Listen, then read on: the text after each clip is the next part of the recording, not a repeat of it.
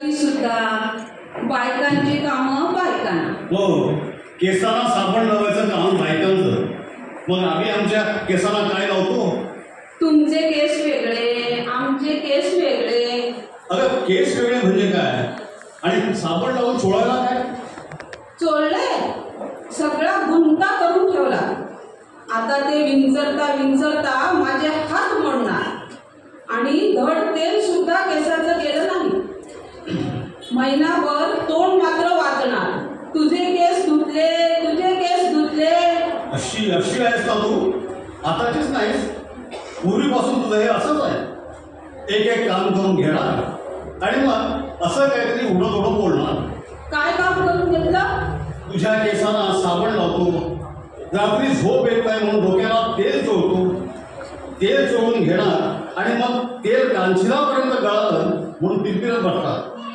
थोडं जाईल तुझी, गेली नाही अजून म्हातारी झालीस तरी. मी म्हातारी असू दे, मी म्हातारी. आपण मात्र आता जा आणि धोतर बदला. कशाला बदलायला पाहिजे? कशाला बदलायला पाहिजे म्हणजे काय? सगळं धोतर भिजलंय, मग शिंकत बसणार, खोकणार, मग विक्स चोळा, अळशीचा काढा करा. माझ्याच्यानं होत नाही आता. ठीक आहे, जातो बाबा धोतर बदलायला. चल. हे आत गेले आणि यांचं धोतर इथेच. नशीब टंगले संडासातच असतं म्हणून. चला, हे गेले तर कॅलेंडरचं एक पान काढूया, म्हणजे महिन्याभरातलं एक काम झालं. मी तसा काही थकलो म्हणून समजू नका. मी काही समजत नाही. आणि आता म्हणालीस रे काय? बघा आता मी कुठं काय म्हणाले? तुम्ही म्हातारे आहात म्हणून तुम्हीच मला म्हातारी म्हणताय. असं काहीतरी तू वाकडं बोलणार. तू म्हातारी आहेस असं मी म्हटलंच नाही. तुम्ही म्हणा ना मला म्हातारी, मला काही सुद्धा वाटत नाही. मी आहेच हो म्हातारी. काही म्हातारी नाहीस. म्हातारी कशानं का आहेच म्हातारी मी. हे ना असंच आहे तुला. कशी तरी एक गोष्ट धरून म्हटणार. आजच नाही, पूर्वीपासून पाहतोय मी. सवय त्याची नाही तुझी म्हातारी झालीस तरी.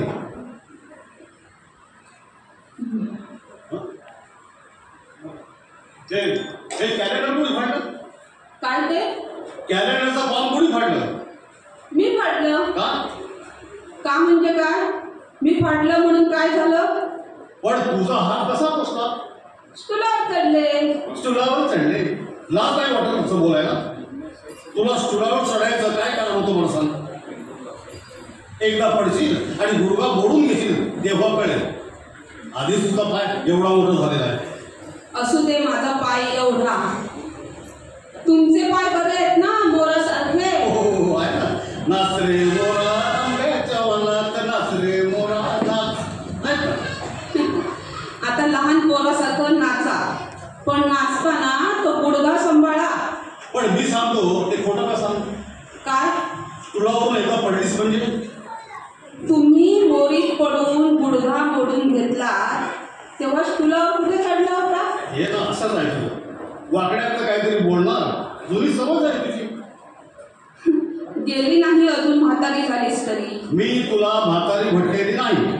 आणि म्हणानात का? पण मी म्हटलेलंच नाही ना. उलट जेव्हा तेव्हा तूच माझ्या गुडघ्याची चेष्टा करीत असतेस. गुडघ्याची वाटी काय मी मुद्दाम फोडून घेतली? मी कधी चेष्टा केलेली नाही. खूपदा केली आहेस, खूपदा. गुडघ्यावर स्टेनलेसची वाटी घातली तर तू एकदा म्हणालीस आमटीला झाली असती वाटी. गुडघ्यावर कशाला बसवली? मी कुठे म्हटलं? हसते बघ कशी हसते बघ. तू नाही म्हणालीस? मी कधी एकदाच म्हणाले होते, एकदाच. मग पुन्हा कधी मी तोंडातून काढलेलं नाही. आता तुम्हीच उलट उठल्या सुटल्या. मी काही म्हणत नाही. खूप चेष्टाच करते माझ्या गुडघ्याची. हा तू मला वाचवता येत नाही, दुखतो जरा. हो दुखतो. आता तर नाच रे मोरा म्हणत नाचायला निघाला होता. जरा नाचा ना. नाही. असं काय? नाचा ना. नाही. आता भाव नका खाऊ. एकदाच नाचा. मी म्हणू का गाणं नाच रे मोरा? नाही, माझा पाय दुखतोय. खरंच का दुखतोय? हा मग नाचायचं कशाला आपण? कुठं असलो? माझ्या डोक्याला साबण लावायला कशाला आला? अरे मी कुठं आलो? तूच म्हणालीस ना जरा केसाला साबण चोळा म्हणून.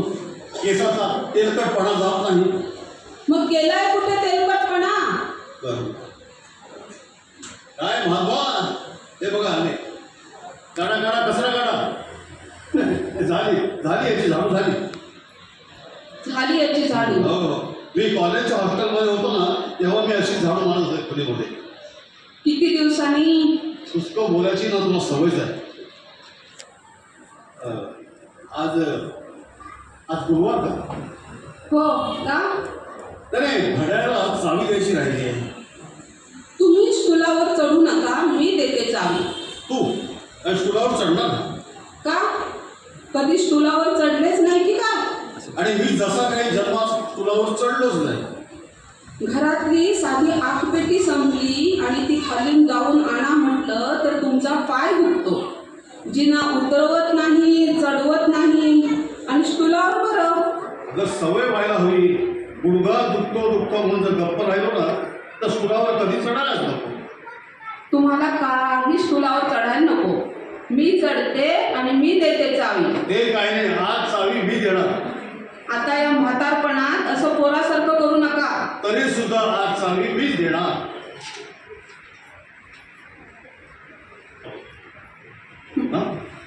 याने दिली चावी, गेला तू. बरं झालं. हा सरांना आगाऊ आहे. याला कोणी सांगितलं होतं चावी द्यायला? देईना. देईना काय? कॅलेंडरचं बांधून फाडायचं. घड्याला चावी हा देणार, मग मी काय करू? कशाला तुम्ही काय करायला पाहिजे? अरे माझा वेळ कसा लागणार? आणि बसून बसून दिवसभर काय करणार मी? कशाला काय करायला पाहिजे? आपण मस्त थंड बसून राहायचं. नाही नाही, मी नाही थंड बसणार, नाही थंड बसणार. तू मला समजतेस कोण? बर, मग असं करा. काय करू? गॅलरीतल्या वेलीला तुम्ही पाणी घाला. अरे हो, खरंच की आज कोणी पाणीच घातलं नाही वेलीला. चला चला चला चला. हा हा, पाणी घालायला. काय झालं? काय झालं? काय सांगून ठेवतो, याचा रुपये चालू देणार नाही. भोसडीचा कुणाचा? या वाघाचा कालपट फोडून टाकेल साऱ्याचा. पण तो तुम्हाला श्रम होऊ नये म्हणून कामं करतोय ना. असं नको सांगू. असू दे, तुम्ही असं करा. काय करू? म्हणजे आपण असं करू. चांगलं ऊन पडलंय, सगळे शालू शेले सगळी लुगडी उन्हात घालूया. लुगडी उन्हात घालू का? रेल्वेचा ऑडिटर होतो मी, क्लास 1 ऑफिसर. तुझी लुगडी वाळत घालतो, वाट बघ. बरं, मी घालते. पण तुम्ही जरा ती ट्रंक तरी ओढून द्या. ट्रंक? ठीक आहे. हा आला पण ट्रंक ओढायला. तुला हसायला काय झालं? मी कुठे असते? हा शालू हा तुम्ही आणला होता ना? काय मला नाही माहिती, मला नको विचारू. नाही, तुम्ही कुठे आणला होता? हा माझ्या माहेरून आला होता. खरे, माहेरनं शालू आला होता. माहेरनं फक्त तू आलीस, बाकी काही आलं नाही. म्हणे माहेरनं शालू आला. मी आणला होता तो बनारसून. तेच तर म्हणत होते मी, पण ऐकायलाच तुम्ही तयार नाही. 125चा शालू नव्हे हा. 125 म्हणू नको, 125 म्हण. त्या काळातले 125. दिनूच्या जन्माच्या वेळची गोष्ट आठवलं? आठवायला काय झालं? हा मी आणला होता शालू. हा शालू नव्हे, हा शेला आहे. असू दे.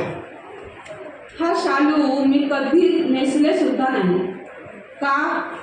तर म्हटलं थोरली सून नेसेल. थोरली सून नेसेल, वाट बघ. काही हिणवायला नको, नेसेल. दिनू एकदाचा इथं यायलाच हवा. मग बरं, त्याचं लग्न केल्याशिवाय सोडणारच नाही.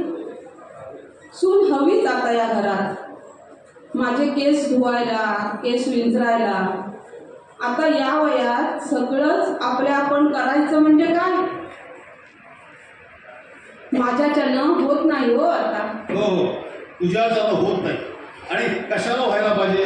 हा नाना आहे ना. कशाला? तुझे केस धुवायला आणि विंचरायला. झालं. एकदा कुठे केसाला साबण लावला तर आता जन्मभर काढत बसा. अशानं माझे केस गळायला लागतील. गळतील हा. मग तेच चोळायला आहेस ना नाना. मग केस जायच्या आधी देखाचं लग्न कर. करीनच, सोडते की काय? पण मग मोठा फ्लॅट मात्र घ्यायला हवा. अगदी सगळं घेऊ. पण आधी येऊ दे तर दिनूला अमेरिकेहून.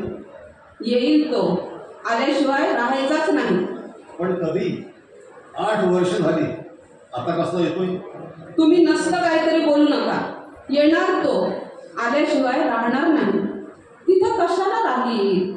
तिथं आहे कोण त्याचं मायनं करणारं? तिथं अमेरिकेत आहे काय? आहे काय? हे तू म्हणून काय उपयोग आहे? हे दिनूनं म्हटलं पाहिजे.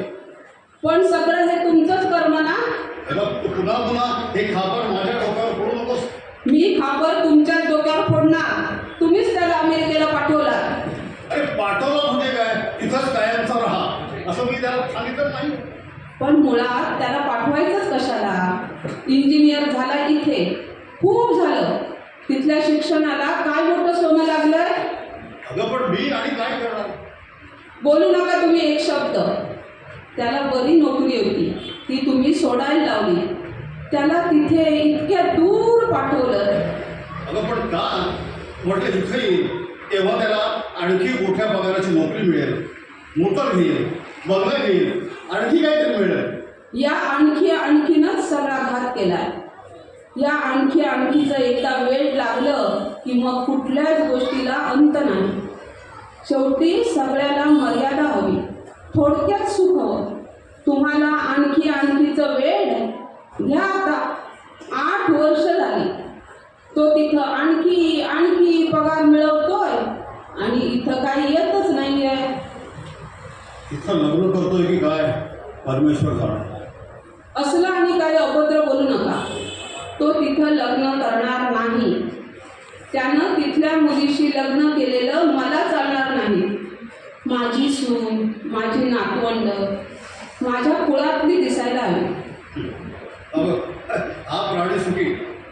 काम करायचं, पोट भरायचं, डोक्याला आणखी कटकटी नाही आमच्यासाठी. बायको गरोदर आहे माधुची. असेल नसायला काय झालं? तिथं सगळी घाई. तुम्ही काय घाई कमी करत होता? हो. तरी बरं लग्न झाल्यानंतर 7 वर्ष काही झालं नाही म्हणून तुझे उपास तपास नवस देवधर्म तुझीच घाई. 7 वर्षांनी दिनू झाला आणि म्हणे माझी घाई. असू दे, तुम्हाला दिले ना 2 मुलगे. हो दिले ना. एक अमेरिकेला आणि दुसरा लष्करात काश्मीरला. बिचारी आपली माणू जगती ना तर आज तिची तरी सोबत झाली असते. नंदू मागणं घाईनं आली आणि घाईनं गेली. पण तुम्ही आजच्या आज दिनूला पत्र लिहा. काय लिहू?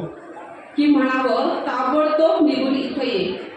आम्हाला तुझी अमेरिकेतली नोकरी नको, पैसा नको. इथं काय मीठ भाकरी मिळेल तेवढी पुरे. तिथं पैशासाठी छाती फुटेपर्यंत धावायची गरज नाही. म्हणावं तू आमच्या नजरेखाली हवास. ठीक आहे, तू म्हणतेस तर पुन्हा लिहितो मी. पण तुला माहीत आहे कितीदा तरी त्याला हे लिहिलंय मी. फोनवर सुद्धा प्रत्येक वेळी सांगत असतो. पण त्याचं म्हणणं एकच, हिंदुस्थानात काय येऊन दगड खायचे? हो म्हणावं. इथे दगडच खायचे. आम्ही दगडच खाऊन जगतोय ना. आमचे पूर्वज काय खाऊन जगले आणि काय खाऊन मेले इथे? त्याचं म्हणणं आपण हिंदुस्थानात येऊन काय मोठं होणार. तुम्ही आजारी पडला तर नर्स ठेवा. नर्सचे पैसे पाठवतो. उंची टॉनिकं घ्या, औषधं घ्या, पैसे पाठवतो. रोज फोनवर बोला, फोनचे पैसे पाठवतो. आणि म्हणूनच त्यानं हा दिलाय ना फोन. आग लाव म्हणावं त्या पैशाला. पुन्हा पैशाचं बोलला तर थोपाड फोडा त्याचं. आपण त्याचं खूप ऐकून घेतलं. आता मी तर काही ऐकून घेणार नाही. तुम्ही लिहा त्याला, लिहा. म्हणावं ताबडतोब ये. तुझं आणि नंदूचं लग्न एकदम करणार. हे घर भरलेलं पाहिजे. सुनांची बाळणपणं, नातवंडांना भरवणं, त्यांना काऊ चिवच्या गोष्टी सांगणं सोडा. हल्ली त्या गोष्टी ऐकल्या सुद्धा नाहीत हो कुठे. घर नुसतं खायला येतं, वेळ जाता जात नाही. मी तुमचं तोंड बघायचं, तुम्ही माझं तोंड बघायचं. तेच वरण भाताचं जेवण करायचं आणि जेवायचं म्हणून जेवायचं. हे हवं ते नको म्हणून जेवणारं कुणी नाही. हा नंद्या, त्यानं तरी इथे नोकरी करायची. तो लष्करात गेला, विमानं उडवतोय, विमानं, देश सेवा करतोय. इथं म्हातारपणी आमची सेवा करायला कुणी नाही. आमच्या जीवाला तेवढा बोर. एक काही पोरापासून सुख नाही. तो कावळा ओरडतोय. कोण येणार आहे बाबा? उडी येणार असेल तर कावळ्या उडून जा. पाहिलंच नानी, अगं कावळा उडून गेला. नानी मी सांगतो, कुणीतरी नक्की येणार. कोण येणार? दिनू येईल कदाचित अमेरिकेहून, किंवा आपला नंदू येईल काश्मीरहून. येईल, निश्चित येईल. धन्यवाद.